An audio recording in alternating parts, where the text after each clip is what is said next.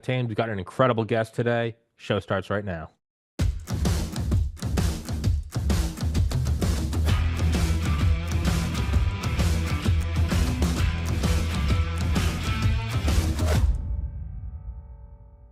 Talking about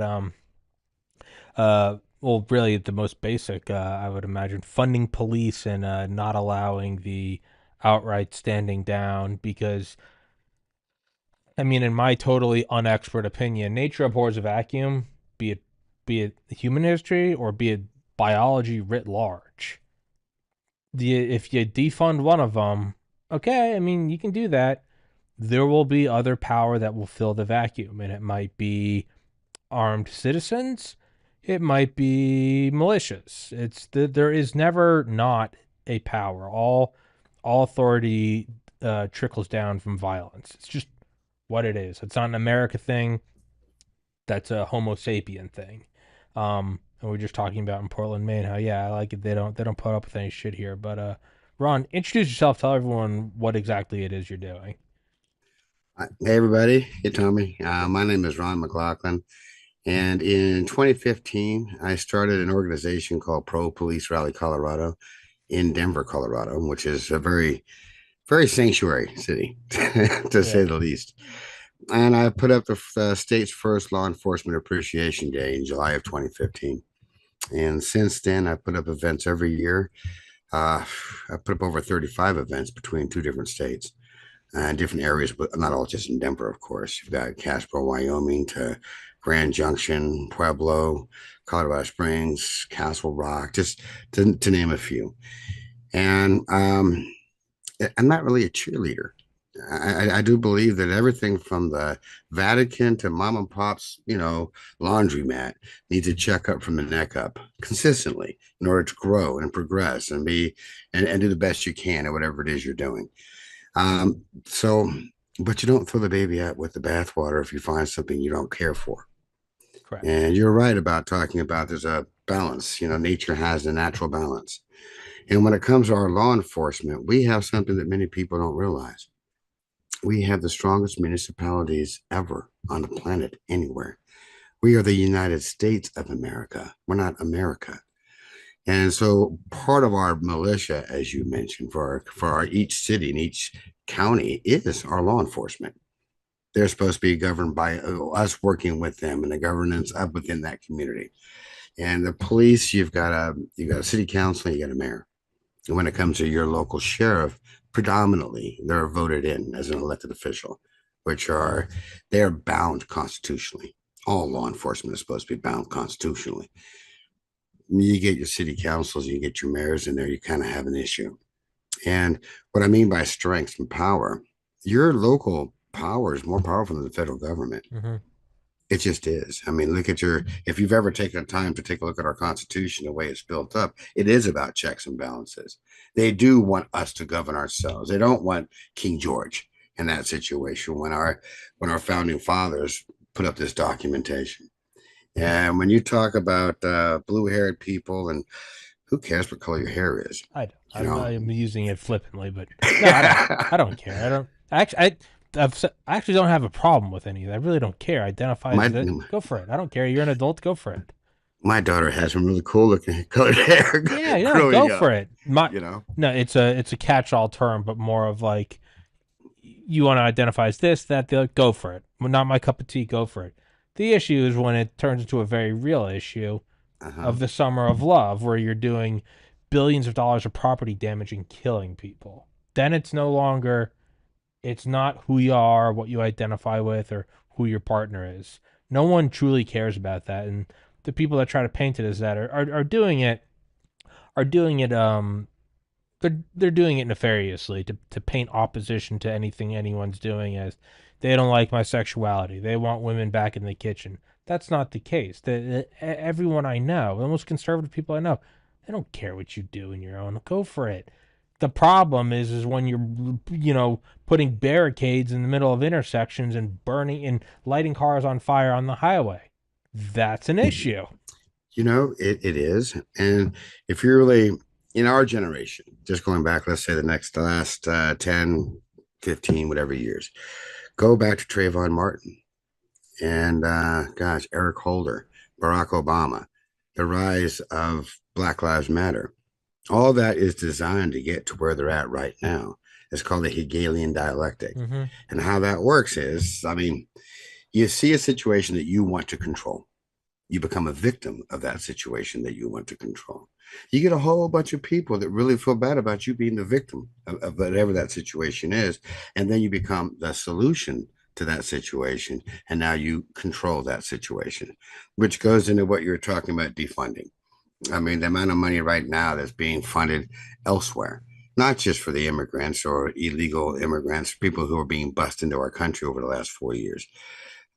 Look at the money in Los Angeles that's gone to people from Black Lives Matter to control the law enforcement community out there or to have a gigantic say in that law enforcement. So, I mean, how often and how long can we be bullied? And how deep does that actually go into our system? It's the fundamental change. Why do you think Loretta Lynch came in off the bench? Well, it's because of gosh, Rwanda. Her relationship she had in the what's that place called? The United Nations.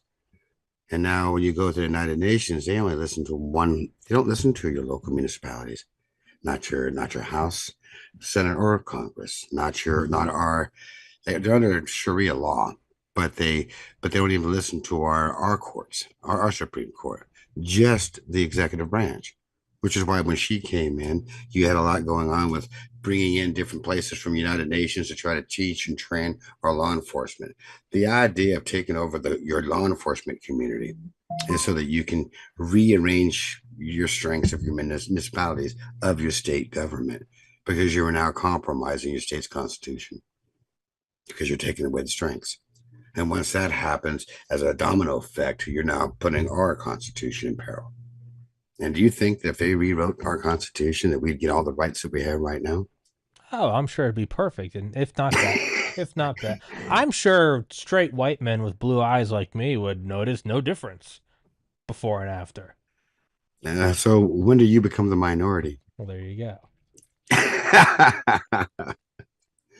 It's um, what I was gonna say is it is the Hegelian dialectic, and some people say no, they don't want to.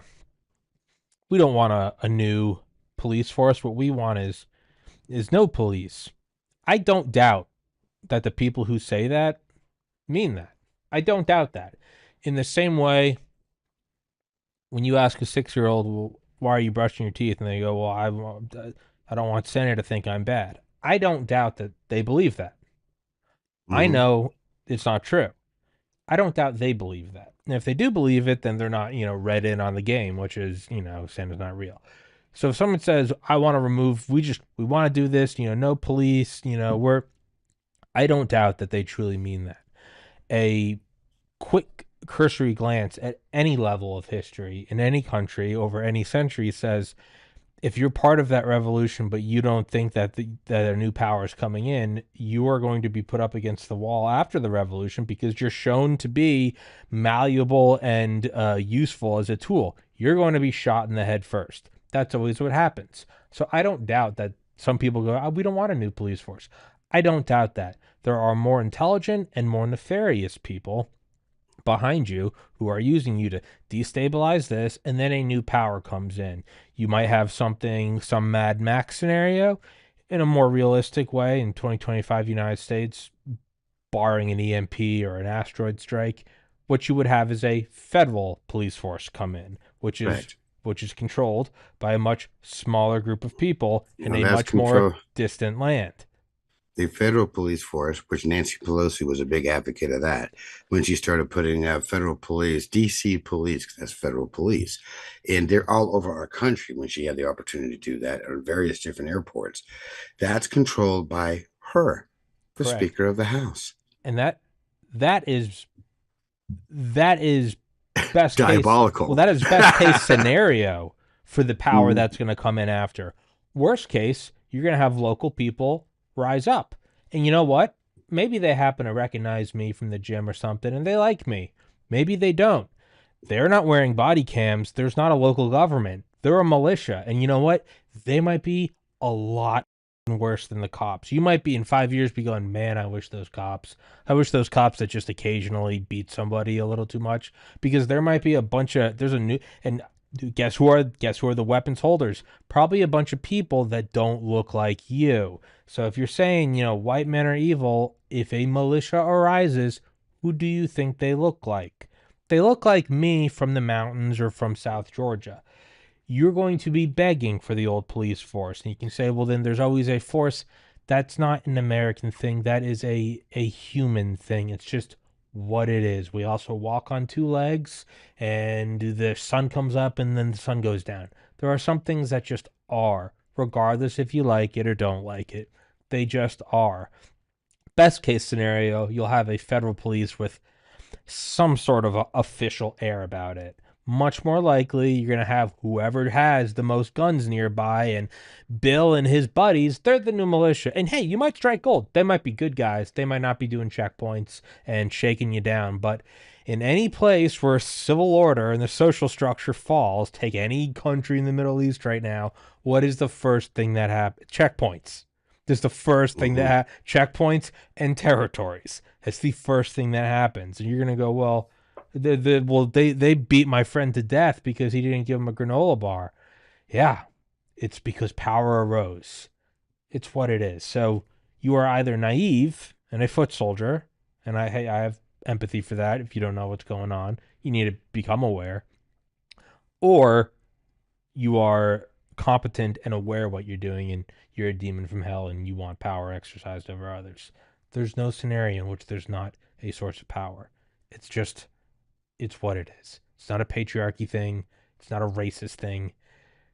It's a power thing. The first Have guy you that got the big club, guess what? That caveman ran the block. He ran the block. have, It's just have you ever what it met is. have you ever met guys from militias? You ever hung out with any of them? No, I've had on a bunch of guys like Baz, though, a bunch of special forces and tier one guys, and they all, Boz is Boz is incredible. What a great guy. I know, and I He's- know a lot of guys like that. You know what's very lucky for me? They like me and they like my show. I would hate to be on the end of, I don't know, their dislike. Well, I've gotten a chance over the years because of all the different events. We're going 35 events in the last 10 years and all over this portion of the United States. And I've met a lot of militia guys, and there's some really, really neat guys Oh, oh yeah, that have spoken at my stage. I mean, Boz was there in 20 to speak. Hope to see him. He's planning on being here in 25 to speak, the one in Denver. There's a lot to do to get that one finished out because of the situation with the sure. city. I'm not exactly their favorite person in the world, but we're going to figure it out. But Boz is incredible. I know guys that do what he does on different levels. I've met with I went to I got a chance to go with gosh, who were those guys? Three percenters, I think it was. And I got a chance to go out into the middle of the desert and hang out for a day. And they wanted me to come and speak with some of the guys, and they were doing a weekend. Sure. And we were doing this process where we're going through how to go through a house, with live ammo, Hmm. where you had pop-ups going back and forth.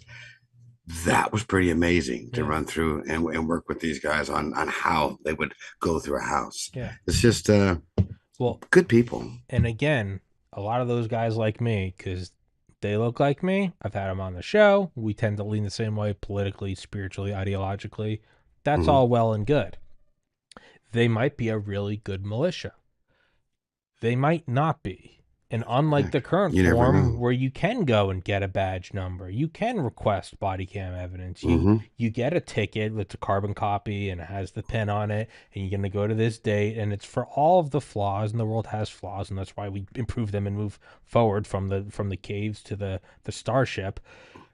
The thing that comes after might not be as good for you. And you might have a legitimate gripe. These guys shook me down. I didn't have a gun, but they yelled gun and they shot my dad. That might just be the power structure. And you go, who do I complain to? And they go, nobody. You hope they take you in as one of their own foot soldiers. Best case, you can be exiled. It's just what it is. And what we have now is the best setup. It's just as far as it is from, as Eisenhower said, the society we have painstakingly built over millennia. I always use this example. I just went to the grocery store before this podcast. Went and got a bag of chicken, and I got some broccoli, and I got an energy drink. And I went in there, and there wasn't a bunch of guys with M60s and sandbags outside. I went in, Hmm. and all the shelves are stocked. It's not MREs. And then when I got to the edge, it wasn't me and my guys with guns looking down at them and their guys with guns. And I go forward and put the suitcase of cash forward, and they count that it's all there. And we have a shaky standoff, and then we leave with the goods, and they got their goods. No, I walk in, I go to a self check kiosk, and I swipe a piece of plastic. This is the most evolved form of power. It's imperfect, of course it is.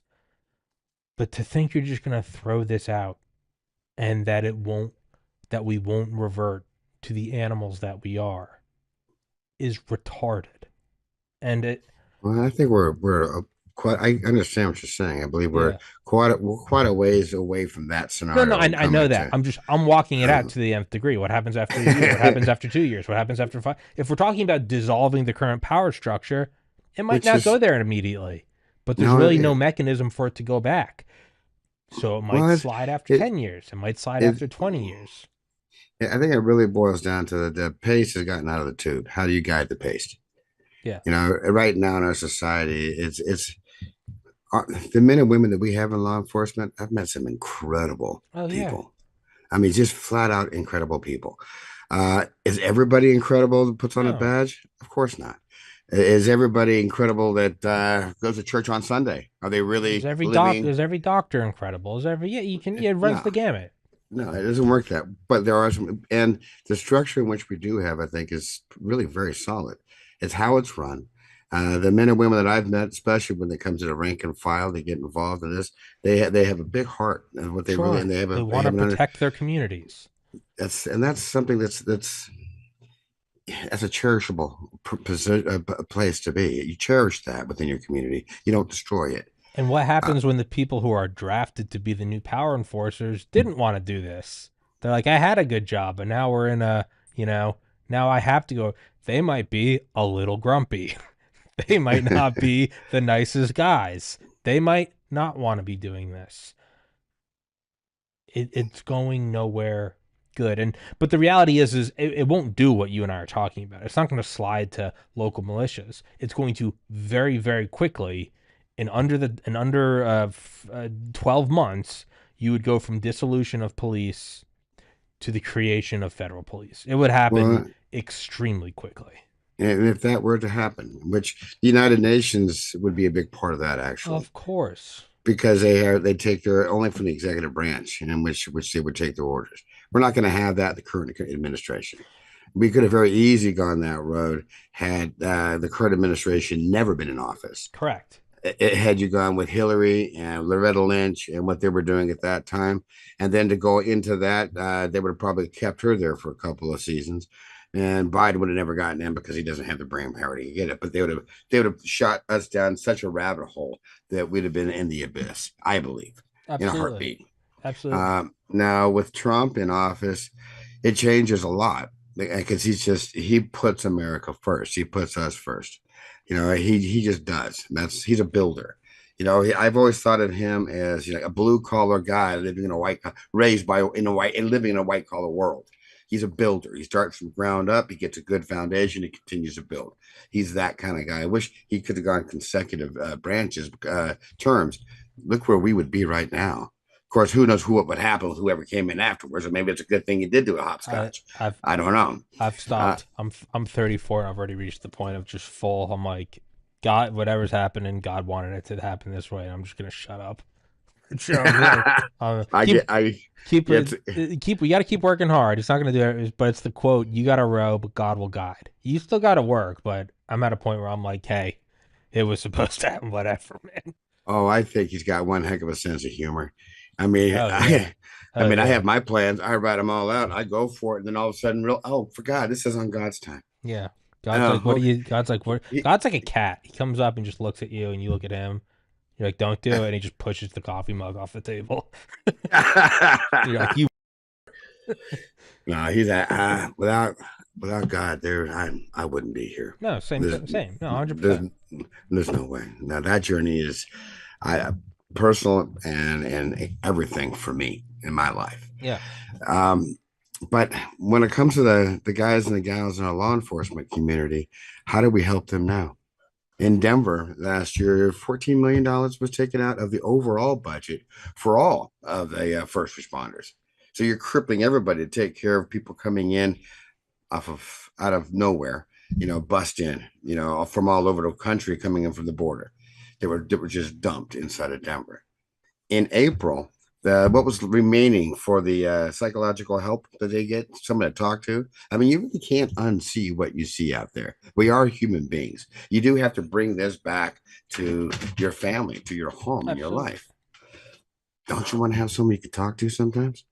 Absolutely. There's a reason why I've had on and I've read a ton of books. There's a reason why, like the number one, the units where they don't spare expenses, Dev Gru, Delta, where they have the best thermals and the best Gore-Tex, and there's a reason why another thing they also have are What's that? multiple psychs for each little unit. That really says something. The group that they spare no expenses, one of the things is psychs to make sure you're on the straight and narrow because Hmm. it's not nothing to go out and enact violence. When I was a kid, I grew up. No, you don't know, but when I was a kid, my father was in the military, and I remember as a child we were being sent to Japan, and I was young. It was during Vietnam, and we're walking through the airport, and my dad has got his blues on. At that point, he was out. He was in the Air Force. He went Navy and Air Force. He's our Air Force at this point, and he stopped at the airport to tie his shoe. And I looked up and I saw this guy, ragamuffin looking guy. He was looking at my father, my mother, my brothers, my sisters were there. And he had such hate for my father. As a child, you could just feel it. And I mean, I remember this when I first started this back in 2015. Something stirred that memory and brought it back up. And I looked at my dad, I looked at this guy. My dad gets up, gets done tying his shoe, and grabs my mom and the kids, and we go off. And I just kept staring at this guy, staring at my dad. He was a hippie looking guy, that's just the time frame of that kind of stuff. How did we get to that in our society now with the men and women in law enforcement? And I believe it boils down to accountability. Something so simple. We've enabled so much poor behavior out of people. And I, we just have. We haven't made people accountable. And without accountability, you can never grow. You become stagnant. And if you become stagnant, you fall back. And I think in our society, for example, in Denver, to put this event on in Denver, the 11th annual, you got to put up two fences with a 12-foot gap Yeah. around the amphitheater, so people can come in and basically be in a box so people on the outside can scream and yell and pitch a fit. You don't need to get a permit if you want to torch the village.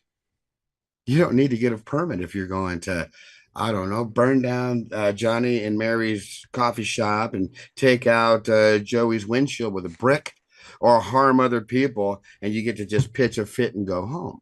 In Denver, you get to do that. You get to go home and there's no repercussion. They might, if they need to, they might pull you in, but they just let you out the back door in order to go ahead and say thank you, though. That gets expensive. So now, what used to just be a simple afternoon in the park, and we're talking your basic build up to do something, is a $10,000 drop on top just for the fence. If you want to go ahead and say thank you to the men and women in law enforcement, they're making it that much more difficult to stand up for our country and for each other. Now, how do you go from that to where you can throw a party out in the middle of nowhere and it's going to justify, I don't know, the gay parades and the uh, getting high and those things? Nobody has to put a double fence up because guys like us don't go out and throw bricks at people because okay, maybe we don't want to do LBGTQ, whatever. Maybe we don't want to be involved with spending your day and just getting baked. Maybe we have other things to do with our day. But hey, that's your life. You're going to live your life, whatever. Go do your thing. Just how does that work? How do you see how that works? Well, the way I look at it is we were just talking about, Hegelian dialectic, destabilize, bring in the new power force. Then you'll have multiple different options and a spectrum of the power that will come thereafter. What you also have is the flip side. What you also have is somebody like me, more conservative leaning, aside from, maybe when I was a teenager, kind of been more conservative my whole life. You have someone like me that 5 years ago, if I were to see some form of police brutality or National Guard use, I'd be like, you got to curtail that. I'd be like, these are the threats to our democracy and our Constitution. What you have is you have a bunch of people that I would like to think are reasonable. It could just be my own bias, like myself, who are we're not cheering on the jackboot.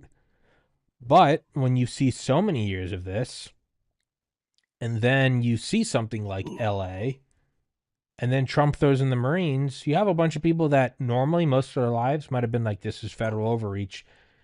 You have Hmm. exhaustion of where people go, yeah, don't kick their heads in. I'm so tired of this shit. And you see that. And there's and so it and that it's not excused. But you can see where that starts happening on the other. So it's either you win and you defund them and then you get a new power source in that will fill the vacuum, or you have the whiplash before it goes all the way over. And you have a bunch of people that are like, you know what? I don't care. I do, you know what? You're blocking an intersection. You're doing a intersection shutdown, whatever it's called. You know what? Normally I would say that's freedom of assembly. Now I'm just straight up like tear gas him. I don't care. Because you reach a point of exhaustion where you go, I don't care, dude. Because everything you're saying, you go, you know what? I've never once shown up to a gay pride rally screaming. I've never so much as said something on the internet of like, I don't. If I'm not for something, it's in the privacy of my own thoughts. Yeah. What you do is you're gonna have people who were reasonable and they're now they're only, and you could say that that's also part of the Hegelian dialectic of where they're now going, you know what, Trump makes a federal police force to go bash these people's heads in, I might be for it. That too is a problem because now you're getting the same I don't. federal police, but that you're my. I'm not saying that's what will happen. I'm walking them both out to the nth degree. It's a car that's starting to wobble. It's going 130 miles an hour. With each successive wobble, you're overcorrecting more and more and more. It Well, ends with a tree or a barrel roll. did you notice in 20? I think it was Portland or Seattle. I don't remember which one it was. I think they had the Chaz thing that was Yeah, all that set was up. that was Portland. That was Portland, and then Trump sent in a bunch of troops. Yeah, And you notice they were all dressed, ready for action. These guys and these gals were like, they're not going to take anything. Uh, not going to take. They're not going to take no for an answer for what they were there to do. But you also notice that the mayor at that time did not want them in the city. So correct. what were they forced to do? Protect the federal buildings. Mm-hmm. They couldn't do anything but protect the federal buildings and stand there while the police stations torched right across the street. That's how powerful your local municipalities are. Correct. Now, the power, the federal government, they would like to have that power. They don't want checks and balances. So you have to take over law enforcement to own law enforcement to create the forces in which you're talking about. And you do that by splitting and dividing so you can conquer. So now all of a sudden you're not a people. We're not we the people. It's I the demographic. Okay, blonde hair, blue eyed guys are on one side, brown haired guys are on the other. Now you've got race. What is race? Realistically, one race, human race. Now there are all kinds of cultures. They come in every shape, size, and color, but there's only one race. So how do you go from prejudice, which is based in, ignorance and fear? How do you go from that all the way over to complete absolute hate? Do you think we really made that jump for a complete demographic? I don't think so. That's like going from Pop Warner football to the NFL. I think it's more propaganda to split, divide, and conquer. So now you've got people categorized. Okay, are you gay or straight? Are you Christian, Muslim, Buddhist, agnostic, whatever? Are you a Patriots fan or a Chiefs fan or a Oakland Raider or I guess Las Vegas Raiders fan? Whatever. Who cares? Who really cares? I mean, you wake up in the morning and you start your day. Everybody starts their day the same way. And we all have a lot of things in common. We need to find the common and stop. And we're all unique. You're as unique as a human being could possibly be, and so is your neighbor, and so is a person you saw at the market today when you're getting your rocket fuel. and paying with your card. Everybody's unique, but we have a lot of things in common. And people come to this country not because of the beaches, not because of the cheese. They come here because they have an opportunity, because of our Constitution, a better opportunity on our soil to live out their dreams, in which they do from wherever they came from. And some of those situations they come from are horrible situations, but it doesn't mean you cross illegally. We have Ellis Island. We have ports of entries. If our ports of entries are not working properly, fix them, and then acclimate properly into a society. But we're not doing that. What we're doing, we're flooding political gates. So if you got a person coming in from the south, and by the way, don't forget about the north. Nobody talks about the north. But you know what's been going on up there for the last 10 years? Do you have any idea? Don't you? Just what's that? Aren't there pretty? I don't know if it's a number, but I know in quantity per don't they have pretty big drug runners because you can just kind of like run through the woods, right? It's a bit more complicated, or I much, know much I more know it dire than that. I know it Just is, but it's because there's less people watching than say it's easier. It's I would imagine objectively easier than well, just line of sight. I mean, in the south it's just all dirt, and up north there's wooded. You have at least a shot. it's seasonal too. I mean, Yeah, we have it's you don't really want to do this in January. I yeah, mean, I live in Wyoming. Trust yeah. me, you don't want to do that in And January. that is why I love New England is because there's half the year it's you can't start shit up here. You'll die. But that between basically the state of Washington and Michigan, just above the northern border, across that, Barack Obama, when he was in office, put 150,000 Syrian refugees up there. He planted them up there. Nobody ever talks about what's going on well, there's a lot going on in Canada. Just above Vancouver, there's an island that was, there used to be I can't think of the name of it, pretty good sized island. It's had Chinese occupied there for 8 years. You can't, tourists can't go in there. When Trudeau was asked about it years ago, he said, "Oh, they're here to protect their own interests," as if he doesn't have his own mounted police. Nobody talks about the 99-year lease that China got in the Bahamas for the island to put a military base up over there. I mean, you start strategically mapping out what you want to do. Now, I'm not saying these people are going to come and jump down, and next thing you know, we're in the middle of World War III on our soil. I mean, Am I right? but you you have to take a look at what's out there, and be prepared for whatever you can be. But you hope for the best, you work for the best, and hopefully things don't never go down that kind of road. But there's so many different elements that come across taking this country, and there's several reasons why. One, this country could take care of the planet. We have enough resources to feed the world without an issue. We could do that here. We have enough resources to fuel the world. And we just do. We don't tap into all of them, but we have these things. So this is basically the Garden of Eden of this planet, and I believe that. I And I I fully do, and the fact that it's the Garden of Eden, so full of stuff protected by oceans, and it happens to be the place where freedom of speech and freedom to bear arms arose. That was a roll of the dice that will never happen again. power likes power, and as it gets amped up, they say ultimate power corrupts ultimately. I don't think they're wrong. A person doesn't want to give up the power, and what good does it do for a person to inherit the world but lose his soul? At what price? There's so much more to life that the gift will always be in the giving, and the journey will always be, the joy. That's really how our system works, and yet we don't teach that anymore. Accountability is the beginning of growth. There isn't anything that's put out there that we can't overcome. All we got to do is, put it in God's hands, believe, and go forward. And you can, and in this country, if you're willing to roll up your sleeves and go to work today, and then daisy chain in tomorrow, and the next day, the day after that, and continue down that road, you can accomplish anything you really want to. Can't always do that in other places, which is the biggest catalyst why people come here. And the people of power, they want more power. I mean, how many steaks can you eat in a day? I mean, come on, man. At the same time, if it's yours, you earned it, it's yours. There's plenty. Everybody else go earn your own. You don't need to take from somebody else what they've earned. That's not right either. You have the opportunity. Why do you think people come from other countries and do so well? Because they don't have a 7-Eleven around the corner at 3 o'clock in the morning to get some milk. They don't have a medical facility right down the street in case someone's been into an accident. Heck, they may not even get a chance to take a hot shower without boiling up their water and doing a sponge bath. And they have floors made of dirt in some of these places, but they have dreams, they have goals, they have wishes, and they got the internet now.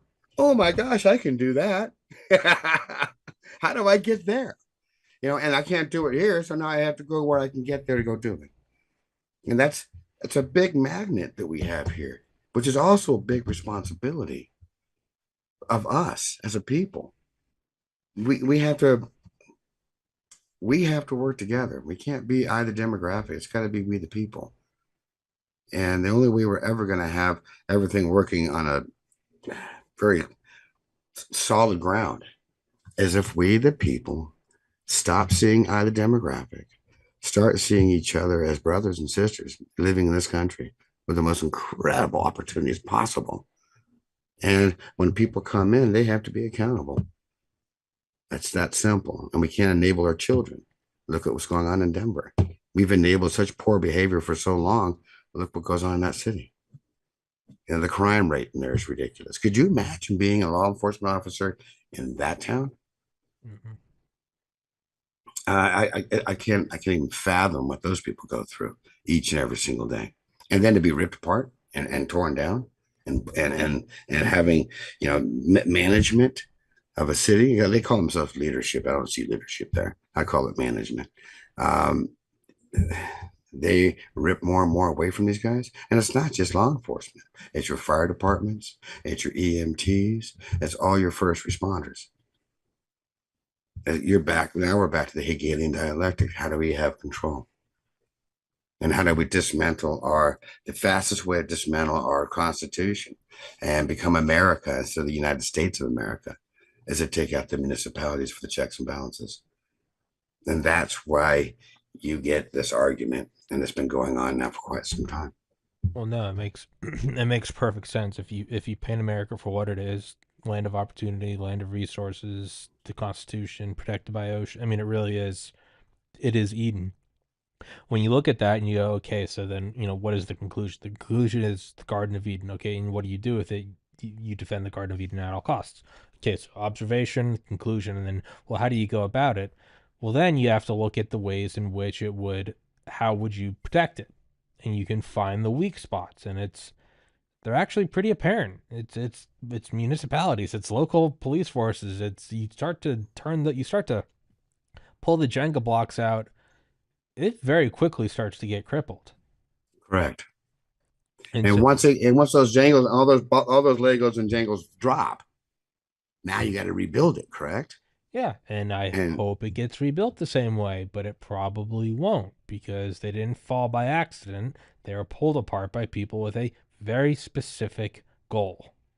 correct. I So, mean, look at the war on souls right now. It's not like the old days. I mean, I'm older than you by, you said you're what, 34? yeah, That was a long time ago for me. yeah, yeah, yeah. um, but it's when I was at your age, and that's going back a couple of decades. I'm 61. So when you go back quite a ways when I was 34, yeah, there's good and evil going on. There's always been good and evil. That argument's never stopped. But evil was somewhat in check back then. It was in the dark corners. Now it's like Beetlejuice. It's out there on our front pages. Look at our moral divide in which we're doing by crippling our country, by taking away the relationship with Jesus and the Holy Spirit, God, the Trinity. How do you take that relationship and you compromise that? This is all by design. This is evil inside of our society. And if you start to where children, the way they're being, gosh, I mean, the Supreme Court, was it yesterday or Friday? They said that parents can finally opt out of some of the garbage that they're being forced on their children. Thank God. I mean, could you imagine putting a child through public school right now?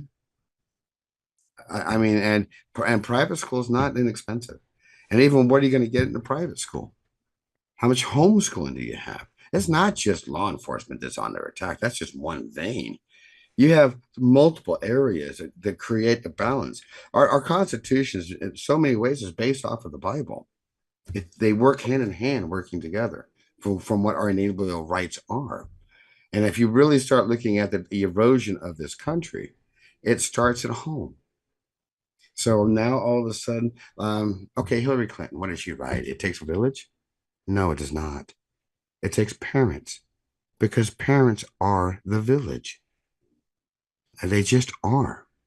Now, Hillary had to write something because she had to justify not wanting to raise, what was her daughter's name? Chelsea? Didn't want to raise Chelsea. She wanted her husband's job. So she needed to have justify having somebody raise her kid so she can pursue her career. And so it takes a village.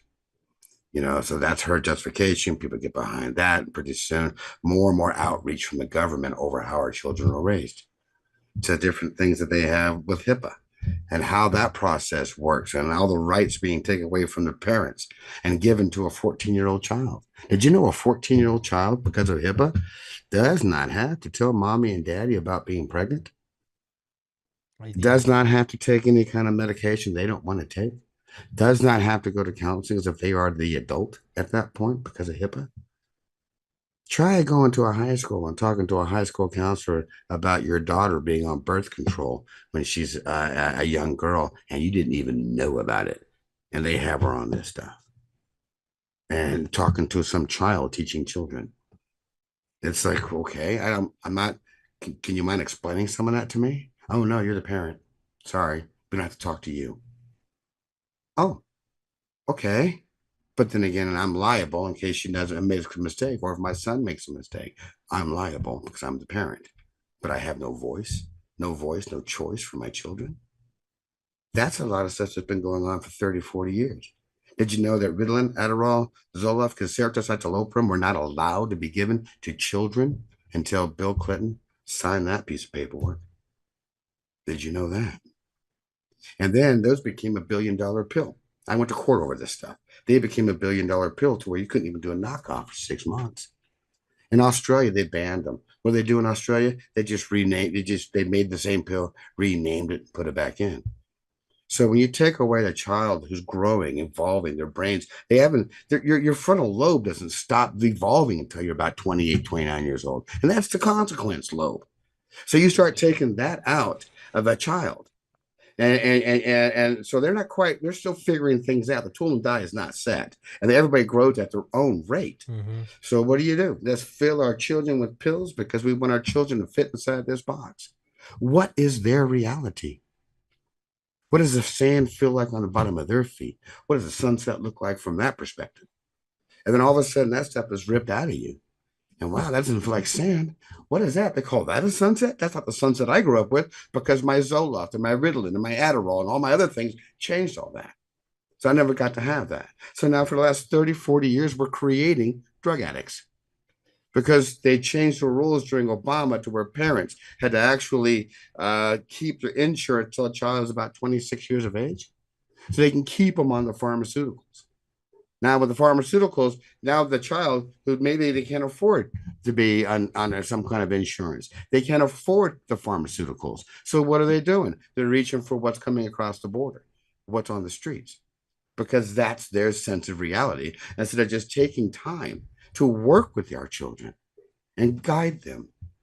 Children don't run away from home, they run to home. And if your child is running to a crack house, you might want to take a look at what's going on in your backyard in your own house. But that's back to accountability so that we can grow. And there's so many avenues within our society that need our undivided attention. And we're the adults. We're the adults in the room. This is our fault. You can't blame anybody. We allowed this to happen. You get in your Horton Hears a Who bubble and you're living in your little life, and all of a sudden things change. The kids are getting older. They're doing more and more of their own thing. The business is working on its own now. I got time to go fishing. And you pop your head out of that little bubble. It's like, oh my gosh, what happened to the world? Well, it kept evolving, and you weren't part of it because you weren't there because you're so busy taking care of your family and your on your personal world that you weren't involved. And we allowed these things to continue down to the road to where we're at right now. So how do we put it in a position to we're giving back, we're paying it forward, and we're helping out not just the next generation, but the generation after that by giving respect to the generations before us that gave us what we have to work with. That's what's important. I mean, if that's the action plan of doing, and the only way you can do that is people come together, agree to disagree, and from there find a common ground and work from there. And if your common ground is what's in it for the benefit of other people, not what's in it for me, what's in it for the other people? How am I of service to those around us? If we get there, boy, have we got something fun to do. And that's amazing. Guys like Boz, I mean, he puts it on the table all day long to go find these children. He doesn't have to do that, but that's what he chooses to do because that's paying it forward. That's giving to our country. That's giving to our neighbors. And there's something fulfilling in that. It's a lot more fun. That feels a heck of a lot more when you're watching somebody open up a Christmas gift and you connect with them than opening up one for yourself. And our society, we got to stop looking at our own gifts and how can we help these other people? And when we do that, you don't see black, white, yellow, purple, blue, green, all that kind of stuff. You don't see blonde hair, blue eyes, dark hair, dark eyes. You just see human beings. And there, gosh, where do we go from? How wonderful would that be? And I know I went on a tangent there for a No, minute, no, but it's beautiful. Trust me, I've done 1,700 plus, almost 1,800 of these episodes. I know when a tangent's good. I let it run. It's good. No, and it's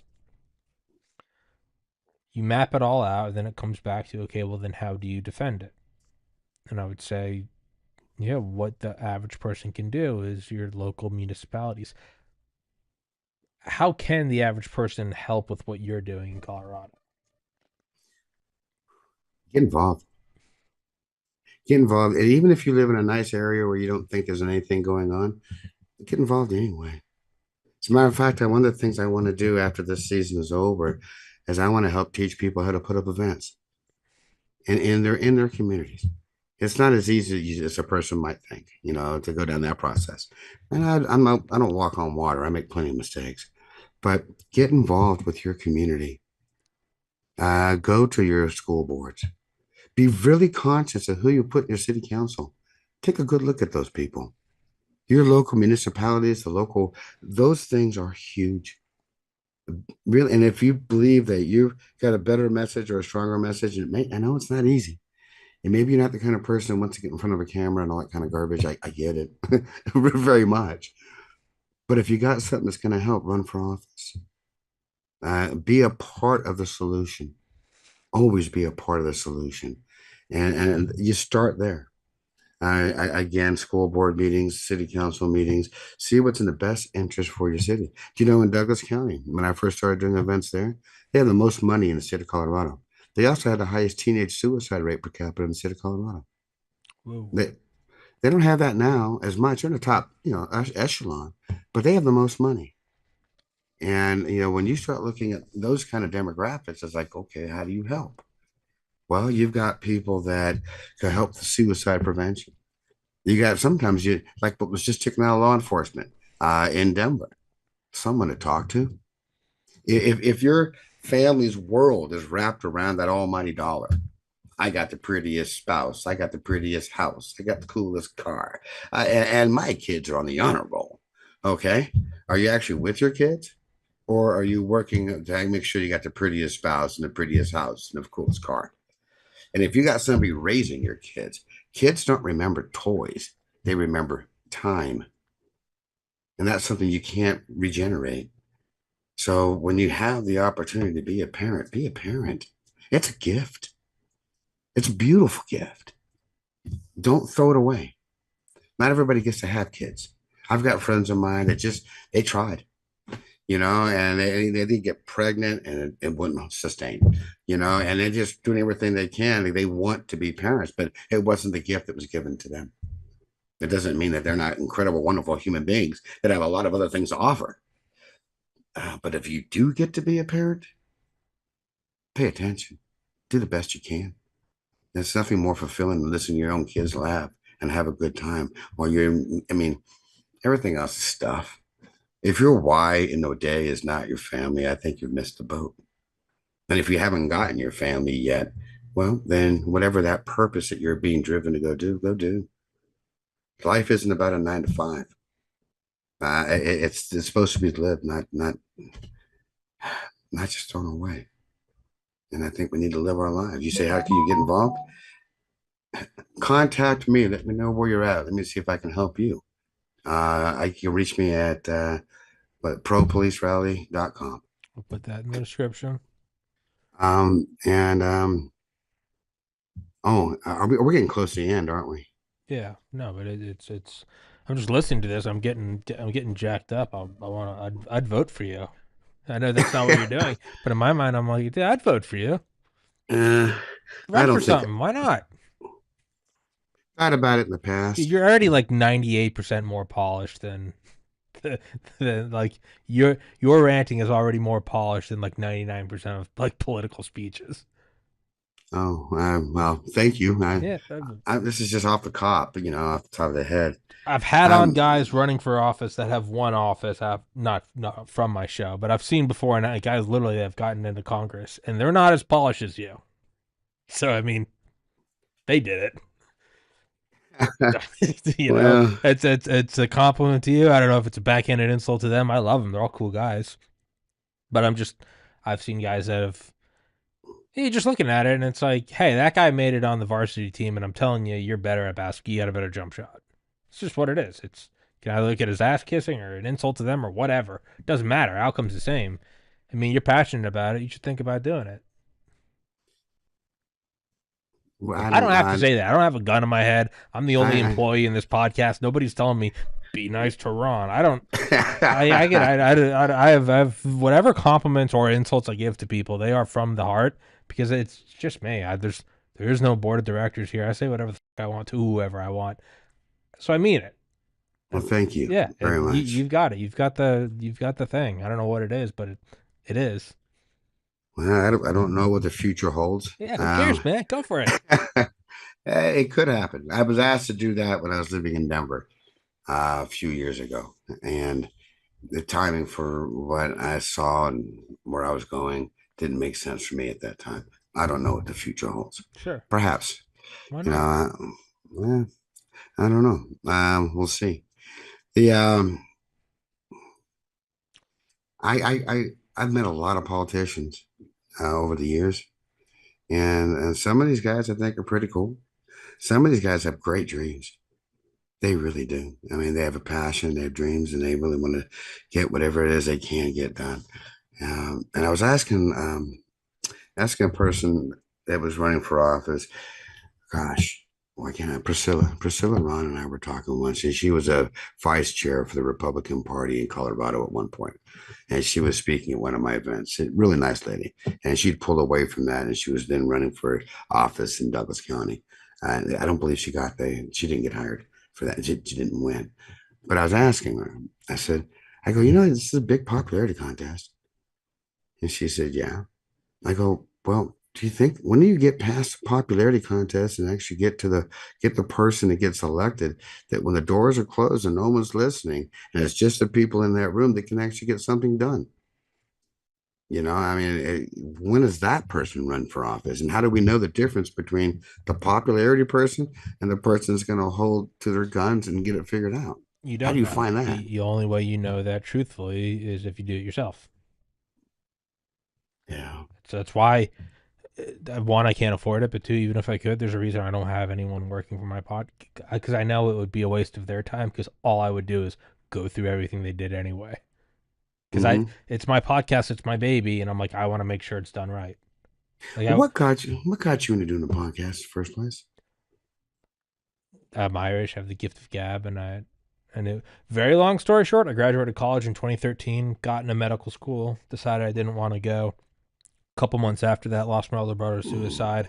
Really fucked me up for several years. I was just drinking and drugs, and moved home with my parents at age 26 in 2016. Lived with them for like 5 years. It was a mixture of like I was kind of going insane. I wanted to move out. I didn't know what I was doing in life, and a whole kind of amalgamation of just. And I can talk to. I've always airports, buses. I've always just been able to talk to people like what we're doing Hmm. right now. Like Yeah. when you ask me like what is the podcast, I'm like it's just it's this. I was just like, and it kind of just right from the get go, it seemed like people received it well, and for better or worse, I have the gift of gab and the crazy work ethic, and just been making it up as I go. But it Well, seems to me to be what I'm supposed to do. It just never in my life has the shoe fit so well, and it's so many times it's like I have to be the change I want to see. And it's an uncomfortable thing with you. How come no one's talking about that? How come no one's talking about this? Like I couldn't get like a story about what was going on in Kabul when we were withdrawing, so I literally got on a kid who was there, like a Marine. I yeah. was just like, because I was like, no one else is. And then finally, you're like, well, I have a microphone. Like, all right, let's see my Hmm. contacts. And through degrees of separation, you get to someone, and but that's or like Baz.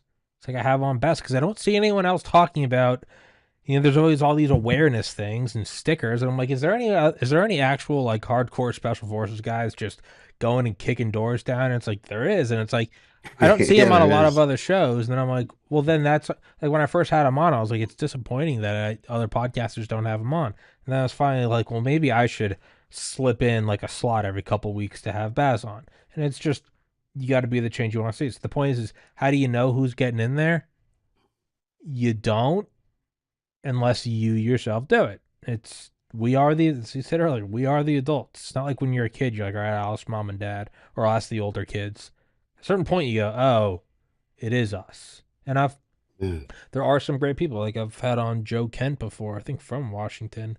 Former special forces guy. His wife was a CIA linguist. She was killed by a suicide bomber in 2019, and he ran for office twice, I think, in Washington. Lost both times, but then was appointed to be the director of the National Counterterrorism Center by Trump.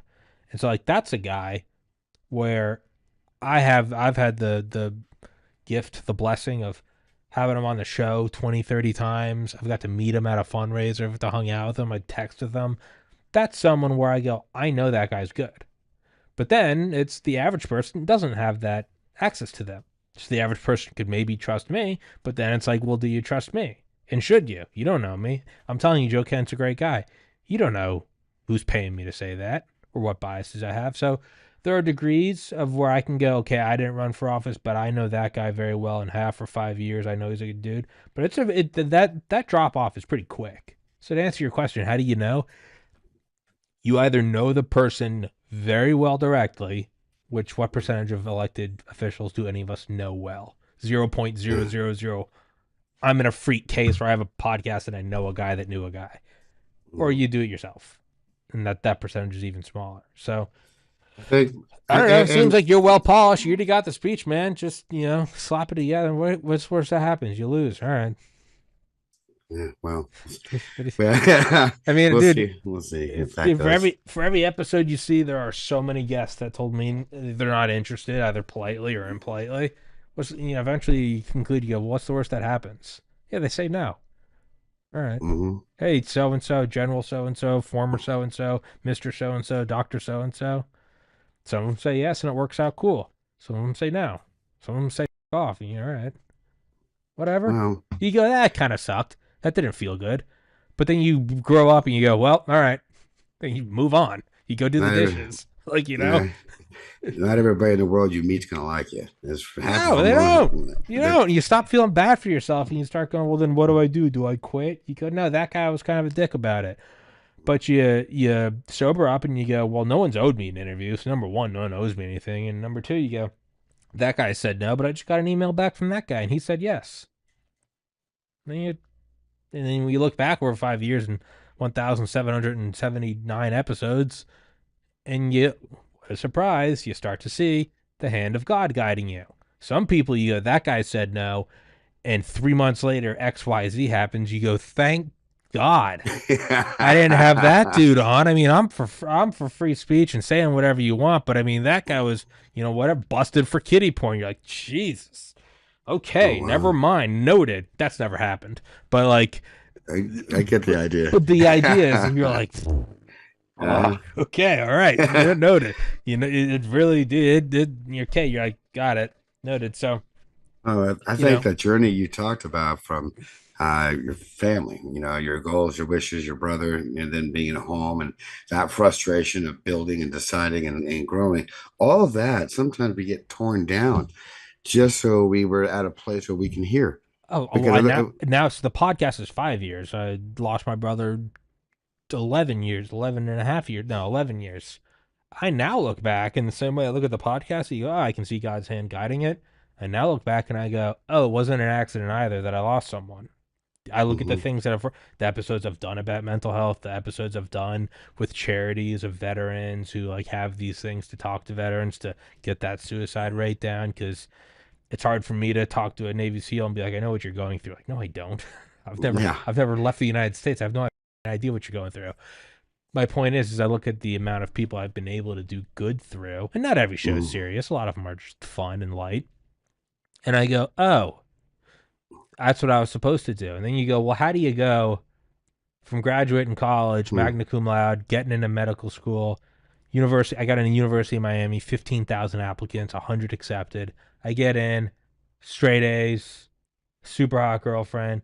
What series of events would make go, all right, so you got this picture perfect life ahead of you and you're 23.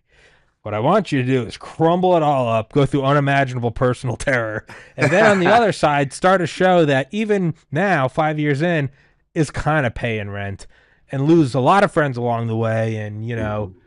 stick up for free speech. What would make you do? Well, you did, yeah, the events are so chaotic. You go, oh, maybe God, maybe it's well, whom send me, oh Lord. So my point Well, is you might do it and go, yeah, I was on a podcast with a manic Irish guy. He starts screaming about God's hand, and so anyway, that's why I'm your governor, Denver. Like whatever, it's I think sometimes the way God works, which I think is amazing because everybody's different, sure but it seems like there's a process of being ripped down to your core. destroying you.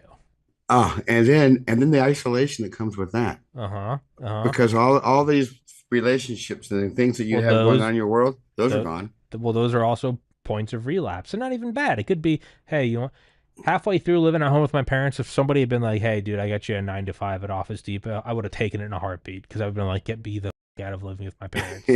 But they all go away. No, it's solitude is but I mean, if you really needed to like remodel something, like how would you remodel? I don't know, like this room. Well, I don't know. You tear out the drywall, and there's like Mm, levels of remodeling you can do. You can go a little deeper. You get an electrician, take the lights out. What if I wanted to go really deep? Well, you take the bricks out, and then you'd have to knock down the steel girders and the rebar. When what if uh-huh. I needed you to reshape even that? I mean, fuck, you'd melt it, and then you literally have to use thermite, and then what? And then you have to rebuild the die, and then you'd have to just leave it. You're like, Jesus, and you go, but if you can do that, you could rebuild forget changing the lights. You could restructure the entire building. Right. Well, and that's what I look at. I go, oh, that's what it was. Yeah. And in that process, so they you ever see that picture of you got the concrete out there and you see this little daisy coming up out of the Yeah, life uh, finds a way. Yeah. yeah, I mean, it feels like that's part of the process when it comes to a calling. And I learned something that if you ever notice how you keep repeating yourself, like for instance, let's say if you wanted to get a different eat something different on the plate, you might want to fish in a different pond, but you keep going to the same pond. You keep getting the same fish, the same meal over and over and over again. Well, I have found that for me, one of the ways that you can get to the other pond is you have to find the silver lining in the pond that you're at. Mm-hmm. So it's like sometimes you'll find yourself dating the same person over and over and over again, different name, different face, different, but the situation's the same. And until you understand the beauty of that process, which will open up like the next door to Mm-hmm. whatever else is coming in your life. Mm-hmm. And if the more of the silver linings that we see in life, the more we get to grow and progress. And when we don't see those, we get stuck. I mean, I was talking to Dr. Michael Scalero. Gosh, this is 30 years ago. He was the number one AIDS research doctor in the world at that time. Actually, Dolph Lundgren was a roommate of his Oh at one wow. point a long time ago, and I was there to paint his house. So I'm in there painting, and we started talking about AIDS. And I go, I think I know how you could fix it. He goes, really? Okay, brilliant one. Tell me how you think you could fix it. And I went through this scenario about blood cells and growing them and doing this, and he just looked at me. He goes, that's exactly what we're doing. How did you figure this out? I go, I'm just doing common sense stuff. I go, what do you think the silver lining is going to be to AIDS? And he goes, what's that? I go, if you can cure AIDS, you can cure cancer. You can cure the common cold. You can cure the viruses. And he goes, correct. And I go, so even in such a diabolical situation as something like that, where people are dying because of their actions, they're, in this case, a lot of times needle users or sexual, whatever, their actions, and they're and they're able at that point just dying by the droves. Back in Hollywood back then, that's what it was. That was horrible. Um, but there's always a silver lining. What's the silver lining? What's going on right now in our society? How do we find that? The best, and I've thought about that a lot because you have to find silver linings, or I'm on the top floor, I jump right out of this window. If you can't find a silver lining, you hop. People ask me why I'm such an optimist. I'm like self-preservation because I will absolutely jump off a building. Um, I would say something like this is, you know, 34. 5 years ago, if you'd asked me about the importance of the First Amendment, I'd roll my eyes in the same way that you asked me, like, who are the founding fathers? I'd be like, yeah, the national bird's an eagle. Will you shut up? Like, it's, I get it, cookie cutter stuff, you know? Now you see what happens when there was a legitimate attempt on free speech with big tech, COVID, all that hysteria.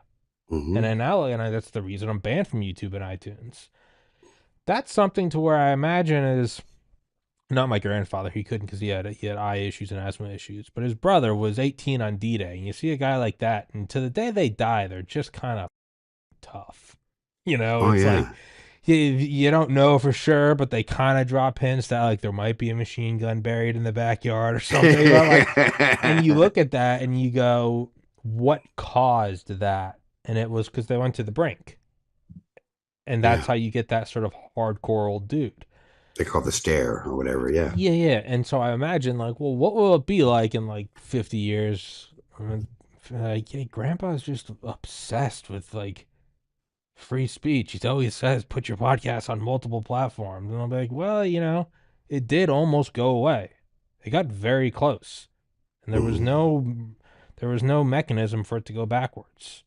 I mean, had they succeeded last summer and blown Trump's head off, it would just the tightening of the Marxist screw would have just got tighter and tighter and so what's the silver Oh, lining of this? that much. Oh yeah, That much. yeah. And so I go, what's the silver lining of this? I go, yeah, yeah. Now I'm doing a podcast and I don't just talk about other stuff. I'm also the importance of free speech and the importance of, for me, like having on people I don't agree with because very quickly what happens when you don't agree with someone? Well, it's misinformation, it's medical misinformation, it's hate speech, and very quickly, doo, doo, doo. And then you go, oh, I kind of get where like something like China arises. So what's the silver lining of all this for me personally in my own little field? I'm like, yeah, the importance of letting all ideas fly. And sometimes people will comment this episode, so I can't believe you have this guy on, and I can't believe you have that guy on. But the importance is that you hear these things. You're not supposed to take radical. I get inciting violence, doxing. That's a legal thing. But for me, it's what the silver lining has forced me to open my mind more. I'll have on guys that I don't necessarily agree with. I'll let a guy sit here and until he's red in the face, tell me about how the Jews run the world, and I'll be like, yeah, it's not really my cup of tea, but hey, appreciate your time. Like, and I get to see it, and people are like, I can't believe you platformed them, and I'm like, I'd rather platform someone I don't agree with, or have on someone that says it's not the Jews, it's the whatever. I'd rather have them on and hear what they have to say. And I probably wouldn't be that way if we didn't go through. COVID. I think I would probably say it, but I would say it not really meaning it. I'd be like, yeah, free speech is important, and then I wouldn't have people on because I'd be like, that guy. You got to get if you have to, you got to get to a point you can agree to disagree, and you can't get there if you don't have any communication. And And the, I the understand it. yeah, and the person you have on, they might not agree to disagree. They might really think you're a bad person. You can't control that. What you can No. do is go, came on, they were just words, and that's eventually what I always try to tell people. I really can't believe you had that guy. I really can't believe. All right, so like ultimately though, what was it? Like let's break it down to its most real form. What was it? Hmm. What was your experience with it? Well, With I had Spotify up on my phone and I heard the episode. So it's a there's a rectangle in your hand and it was making noises you didn't like. Did it hurt you? Well, no. Eventually, I swiped up and it made it go away like magic, like magic. uh-huh. The alternative is a totalitarian police state. Hey, hey, you know what? Yeah, you know what? Maybe it's kind of good that I can just see this and be gone with Yeah, it. So I had a friend there's of silver mine. linings in all of it, and sometimes the silver lining might only be Hmm. that I didn't doom and drink and kill myself. It's that I went, you know what? With the grace of God, I'm gonna look for a silver lining. Sometimes that's all the silver lining is hey, I'm gonna look for a silver lining. Sometimes that's all you get out of it. You go, hey, that's pretty cool that that terrible thing happened. And my first thought was, how do I find God's blessing in that? That is a gift right there. Right there. You Yeah, might not find a silver lining. The silver lining might be, hey, I looked for one. Instead of immediately down in a bottle of vodka. you'll be surprised later on in your life. You're 34 now. Yeah. Give yourself a good 15, 20 years. In about 15, 20 years, I'm pretty sure this will end up happening to you. This happened to me. When I was about to turn 50, I started having all these wild dreams. And from different time slots of my life, from when like I was a kid to when I was a teenager to in my 20s, 30s, 40s, and these different conversations. And as far as I can tell, those conversations were accurate from that time, as if my memory was complete. But the difference in how I saw what was going on or heard or how I related to it, because now I'm not a 15-year-old kid having this conversation. Now I'm a 50 or 49-year-old person listening to this conversation. And I can understand like something my father was Uh telling me huh. at that time. And my perspective was different. And the same thing in my 20s and my 30s. And I kept having all these things happen. Like I couldn't understand what the heck was going on. And then I realized that, as I mature as a person or evolved, I don't know about mature, but evolved as a person, um, my perspective will change. So we don't see the same way when we're 15 to 25 to 35 and so on. We just don't. And my conclusion I got out of this, and I woke up one day like a epiphany had happened. And it was like, oh my gosh, 2/3 of my life has been spent. I have 1/3 left of being productive in my life. What have I learned from those first 2/3 so I can have a really awesome, productive final third of my life? And it changes. And all of a sudden goes, what can I get done today? Mm-hmm. And then time becomes a vortex of like, whew, it's not stopping. Now, sometimes you're just going to sail, relax, take a day. All Yeah. right.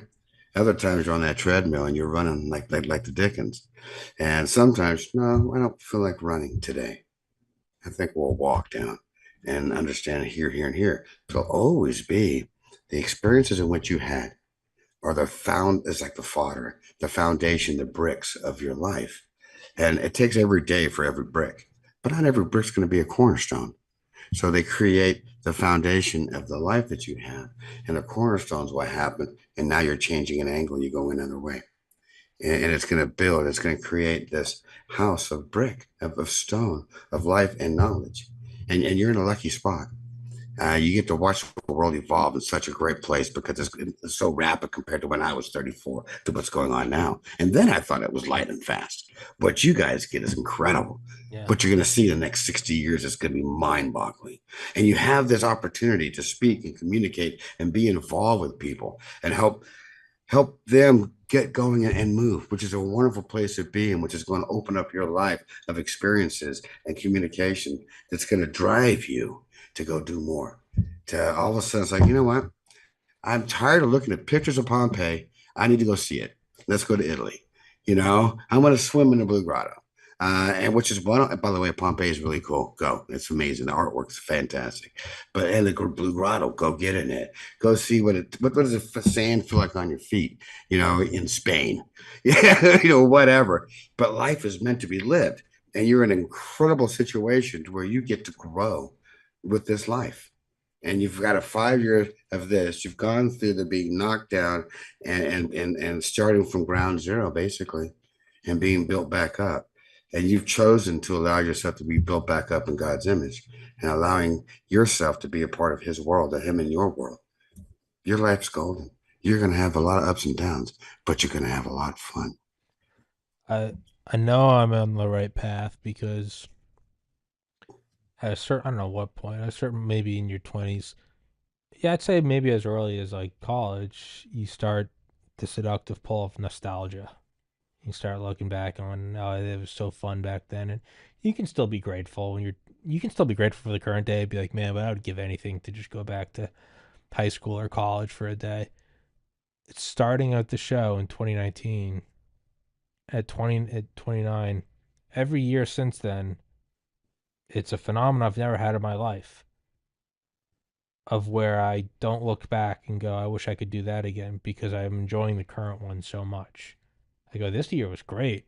And then the next year, I go, it's even better. So it's not like I dislike the past. I'm at a point where every year is as exciting as when I was like 10. Like, what's it going to be like to go to high school? What's it going to be like to get my license? Like, I have that with the show. And Mm-hmm. that's a wild thing I have where I would not redo a single year of this podcast. Not because it hasn't been enjoyable, because I'm like, now this year's even cooler. Mm-hmm. It's even more fun. It's got a bigger reach. It's making more money. I have cooler guests. I'm more confident in it. Whatever. That's how I feel like I know I'm in the right thing. Is that I'm not a really really good movie or like a great party. You're not like, man, you remember that party last weekend? No, you're like when you're at like a college, when you're like 21, you're at a party with your buddies, and you're just it's the funniest thing. It's just, you're laughing, you're all just shit faced. Like no party use like, man, remember last spring break? You're in that party. When you're in a really good movie, Mm-hmm. no party use like, remember when the first part of the trilogy came? You are so sucked into it because it's here and it's now. That's I have that with the podcast, and it still have all the ups and downs and all that shit. But like, that's how I feel like I know I'm doing the right thing for me is because I actually am like looking forward to every succeeding year. Like, what? Wonder what's coming next. It's terrifying. Um, but for right now, we're gonna wrap this up. You're gonna run for officer, and I think you should think about it, man. And if you don't want to, Yeah. you don't have to. But I'm not saying a no. I'm not saying yes. I'm saying all right. Now yeah, think about it. I gotta figure out what I gotta do. Hey, can I do a plug for my Yeah, event? yeah, yeah, yeah. Hey guys, first Tommy, thank you so much for this. What a blast hanging out with you. Um, Told you it was fun. yeah, it is. Guys, I when it comes to this event coming up in Colorado, they're really hitting me heavy on extra pricing. They're throwing a $10,000 vig on top of the average cost of a show. I mean, you got the band, you got the portos, you've got the insurance, you've got the location. All those things are part of the mix. In this particular place, we have to put a double fence up because we've enabled so many people for so long have such poor behavior that in order for us to go out and celebrate our men and women law enforcement, we got to put a double fence up. That's not a cool thing. What's at stake? Not just the men and women in law enforcement, but it is the historical rights of ever coming back to Denver in downtown Denver again. I have historical rights. We can actually build this out for a 2 day show if we wanted to. And we really can do that and put something in the middle of a woke city. They wouldn't like it, but we have the ability to do that legally. We can go forward. If I don't do the event for any reason, and it can only be act of God at this point, I'll lose that opportunity. So I need help raising some money for the fence. It's 10,000 extra dollars. I pay for all of these things myself, and I don't have a Dutch uncle. So if you guys could please go to Pro Police Rally Colorado, hit the donation page, pick up a T-shirt. I really would appreciate it. And I think what we're doing here is important, and we don't want to take 10 years and just toss it out the window. And we want to build from here. And I'd like to get to a point where we're raising money to help facilitate psychiatric help for these guys. Give them someone to talk to. If the city wants to pull that away, we as the citizens must give it right back to our men and women that are putting their boots on the ground in our city every single day. I can be reached at propolicerally.com, pprco.org, or Facebook, Pro Police Rally Colorado. And if you want to hit my Google line, you can, 720-446-6823. I really appreciate your help. And then, gosh, Tommy, thank you so, so much. Yeah. Send me like a single message or email with all those links, and I'll just copy and paste them and put them right in the description. Okay. I'll send you a text after the Yeah, show. yeah, yeah. But yeah, dude, let's do it again. Don't be a stranger. It'll be up tomorrow, and I'll text you. And Okay. Can you send me a link so I can throw it out there for as many people as yeah, possible? yeah, yeah. And I noticed you're on Getter, or was it Getter or was it Rumble? Rumble's the video Getter's like kind of like a Twitter. Rumble's the primary place where the show is. I'm learning. There's so much social media stuff. I get so Dude, busy I doing don't know stuff. what I'm doing. I'm 34. I have Uh, no idea what I'm doing. is that when you send a link? Is that something I can throw up on a Facebook thing Mm-hmm. as well? Yeah, just copy and paste it. Okay, I may Yeah. have to ask you to tell me how to do it. No, I you're am fine, that dude. slow. Dude, I have no idea what I'm doing. Yeah, I have absolutely no idea what I'm doing. Um, yeah, no, I'll help you out. But yeah, that will be tomorrow, and send me those. Send me a text. I'll copy and paste all that stuff. I'll put it in the description for everybody listening. You go in and Okay. do all that stuff. Hey, And Tommy, yes, sir. what an absolute blast hanging out with you today. Thank you, Thank man. you. That's how I know I do it right. And I may run someday. I thought about it in the Dude, past. I don't yeah, know about dude, the who future. cares? Yeah, it does. It works. It works. It doesn't work. It doesn't. I mean, Whatever. the county that I live in right now it's got less than 2,500 people in it. Listen, if it works or if it doesn't work, you're still gonna die. Oh, I look at Eventually, the someday. podcast. I'm like, either it becomes the biggest in the world or I die in the process. Whatever. It's still a gravestone. What do I care? Go for it. Like, legitimately, like it's not just like an empty statement. I mean, legitimately, what do you have to lose? Okay, this Nothing. is Nothing. Zero. you. Do you really want to live forever? Yeah. Do you want to know What? how? Do you want to live forever? Do you want to know how? Not particular. I feel like it's probably coming with like nanotechnology and genomics, No, but I no, don't no, no. want to. I don't I want. don't mean that way. Do you know Yeah. what Shakespeare said about living forever? No. Sonnet 17. He said, "Who would believe my verse in time to come, if it were filled with your most high deserts? Though heaven knows it is but a tomb which hides your life and shows not half your parts. If I could number all of your graces, the age to come would say, this poet lies. Such heavenly touches near touch earthly faces. So should my papers, yellowed with their age, be scorned of less truth and tongue, then your true rights determine a poet's rage. But were a child of yours alive at this time, you shall live twice, in it and in my rhyme. Your heritage, your lineage, your grandparents that you talk about, your uncles, your mom, your dad, eventually someday, if you get blessed, your children, that's your ever, that's your forever. That's not who built the pyramids. It's that's your lineage. That's forever. And that's from William Shakespeare. I like Neat. it. Sonnet 17. I like All it. right. All right, brother. I'll We'll wrap it up. I'll text you. Text me all those links right now, and I'll get that going. And yeah, dude, love to have you again sometime. all right, man. Thank All you. right, Talk to you brother. soon. Thank All you. right. Heaven's Harvest Prepper Food. 72 servings per pail, 25 years shelf life. I've had the owner Clayton on the show before. He's a God-fearing, America-loving patriot. Get one of these, get a couple of them, throw them in your basement. It's good to have it, not need it, than to need it, and not have it. If you don't want to do that, you can get their seeds. You can plant your own garden, so you don't even have to keep buying them. You can just get the goods and start your own, or you can even get freeze-dried fruits and vegetables like bananas, apples, strawberries, and raspberries. They support the show. It's an honest product. It's a good safety measure to have, and they keep my show free for you. So I'd implore you guys to please go to heavensharvest.com, use the link in the description, promo code TPC. Axios Fitness Coaching is a premium resource for holistic strength and conditioning services. Axios is best known for the Training Club, capital T, capital C, an exclusive community that prioritizes accountability, technique, diet, and nutrition. Everything you need to do to take action against the decay of the modern world. Whether you're looking to improve your physique, build strength, or just take care of your health and fitness, Axios will provide you with a solution that is effective and simple to execute. All you need to do is complete the intake survey, and you can see if you're a good candidate for the training club or any other of the services. And it's going to sponsor the show. So, one company falls off, another one arises. So, if you guys like the show, you want to work out, throw the show a couple shekels. Go take the survey. Thank you so much, guys. Higher ultraviolet exposure is associated with lower mortality. The United Kingdom is a high latitude and low sunlight country. Researchers there collected data on over 360,000 participants in a study of UV exposure via solarium use. When compared with non-users, solarium users had 15% risk lowered of all-cause mortality, 23% lower risk of cardiovascular mortality, 14% lower risk of cancer mortality, and a 12% lower risk of non-cardiovascular, non-cancer mortality.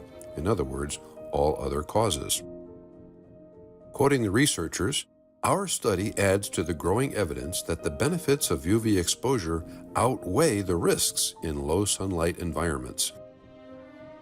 A link to the original publication is available in the box below the video. Get some UV light this winter. Immerse yourself in the tranquility of the blue. Visit a Blue Room soon. www.blueroom.com